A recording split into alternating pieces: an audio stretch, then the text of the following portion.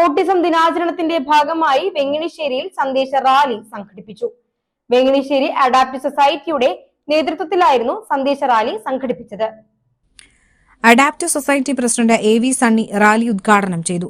United Nations ഏർപ്പെടുത്തിയിട്ടുള്ള ഒരു ദിനാചരണമാണ് world autism day. ഈ autism ദിനാചരണമാണ് ഇന്ന് നമ്മൾ ഒരു റാലിയായി അഡാപ്റ്റ് സൊസൈറ്റിയിലെ കുട്ടികളും രക്ഷിതാക്കളും അധ്യാപകരും ചേർന്ന് ഒരു റാലിയായി പൊതുസമൂഹത്തിനെ ബോധ്യപ്പെടുത്തുവാൻ വേണ്ടി നമ്മൾ ചെയ്തത്. നമുക്ക് ചെയ്യാൻ പറ്റുന്ന വളരെ ചെറിയ രീതിയിൽ നമ്മൾ അത് ചെയ്തു. നിങ്ങൾക്ക് എല്ലാവർക്കും മനസ്സിലാവുന്നുണ്ടല്ലോ. അതാണ് ഇന്നിവിടെ നടന്നത്.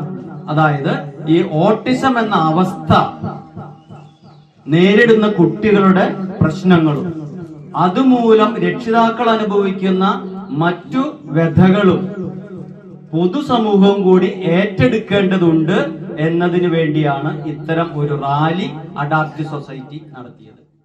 സ്പെഷ്യൽ അധ്യാപിക ബിന്ദു കിഷോർ ഓട്ടിസം ദിനാചരണ സന്ദേശം നൽകി. മറ്റുള്ള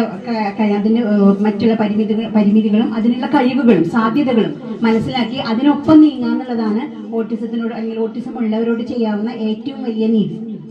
ഈ വർഷത്തെ 2026 ഓട്ടിസം ദിനാചരണത്തിന്റെ സന്ദേശം എന്ന് പറയുന്നത് ഓട്ടിസം മനുഷ്യത്വം, എല്ലാ ജീവിതത്തിനും അല്ലെങ്കിൽ എല്ലാ ലൈഫിനും ഒരു മൂല്യമുണ്ട് എന്നുള്ളതാണ്.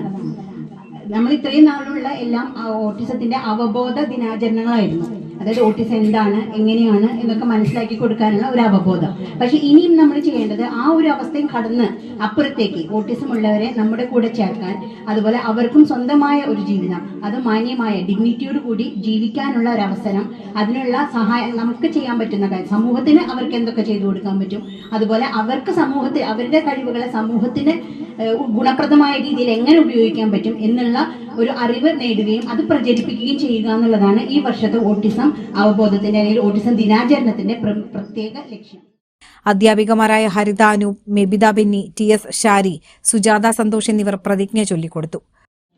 ഓട്ടിസം ബാധിച്ച വ്യക്തികൾക്ക് അവരുടെ പൂർണ്ണ കഴിവിൽ എത്താൻ ആവശ്യമായ പിന്തുണയും